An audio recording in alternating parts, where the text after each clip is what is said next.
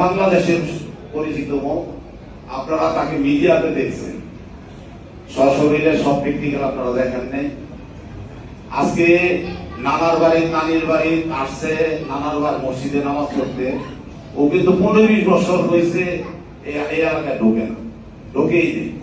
ঢোকার সুযোগ হয় না, আপনারা সবাই জানেন। তো বিশেষ করে আমাদের এই নারায়ণগঞ্জের প্রেক্ষাপটটা পুরোপুরি পরিবর্তন হয়েছে, আমাদের মাছদারের পরিবর্তন হয়েছে। তোমার হিসাবে হয়তো চিনতে পারবো এটা নারায়ণগঞ্জ। আমি বিশেষ করে আপনাদের সম্মুখে একটা কথা বলতে চেয়েছি যে আমরা এই একটা মাদ্রাসার জায়গা দেওয়া হয়েছে, সবাই জানেন। আমরা 9 ভাই বোন, এই 9 ভাই বোনে আমরা কবরস্থানের পাশে 12 শতাংশ জায়গা দিচ্ছি। এই জায়গার মধ্যে মোটামুটি ভাবে বড় কাজ চলতেছে, হয়ে গেছে। এইটার জন্য বিশেষ করে আমার ভাইটা শামসুল আলম লিটন আসছে, উনি আমাদের পাশে দাঁড়াবেন।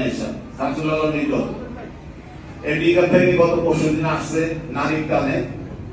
তো ওর অনুদান বলে শেষ করা যাবে না। আপনারা তো অনেক দিচ্ছেন, মাদ্রাসার জন্য দিচ্ছেন, অনেক টাকা পয়সা দিচ্ছেন। তো শামসুল আলম লিটন বলে গেছে, হুজুরও বলে গেছে অনেক টাকা, 5 লাখ টাকা একবার দিচ্ছে, পরে পর্যায়ে অনেক টাকা পয়সা দিচ্ছে। তা আমি বিশেষ করে এটা আমরা 9 ভাই বোন মসজিদের টাকা, অনেকেরই হয়তো আমরা 5 ভাই 4 বোন। এর মধ্যে মনে করেন আপনারা আগামীকাল শনিবার সপরিবারে উমরা করতে যেতেছে, আপনারা সবাই দোয়া করবেন, আজকে উমরা করতে যাবেন। তো এখন উনি আপনাদের সালাম দিবে, আমি তো যাবো আর বললাম। তাছাড়া আজকে অনেকের দাওয়াত পানি আছে, অনেকে দাওয়াতে যাবেন। আর মসজিদে এই সময়টা হয়তো সময় এগিয়ে হয়ে গেছে, এই জন্য ক্ষমা প্রার্থী। আপনাদের সালাম জানাবে খান সাহেব।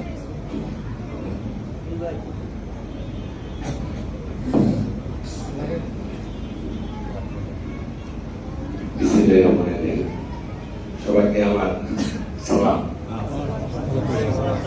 আমি দীর্ঘ 25 বছর পরে আমার নানার বাড়ি এখানে খেলাধুলা করতাম। এখানে আমি এই আম বাগানে আর কি এই জায়গার স্মৃতি আমি কোনো সময় বলতে পারতাম না। আমার মাগুলো আমি অনেক প্রেজেন্ট করতাম এখানে এসে। তো সেই জন্য আমি এসে অনেক কিছু চিনতে পারতেছি না, আমি অবাক হয়ে যেতেছি। বুঝছেন, আমার নানার বাড়ি, আমার নানা যে কত একটা ভালো মানুষ ছিল, এটা বললাম দিতে পারবো না। তবে একটা কথা বলি, এই মাদ্রাসার জন্য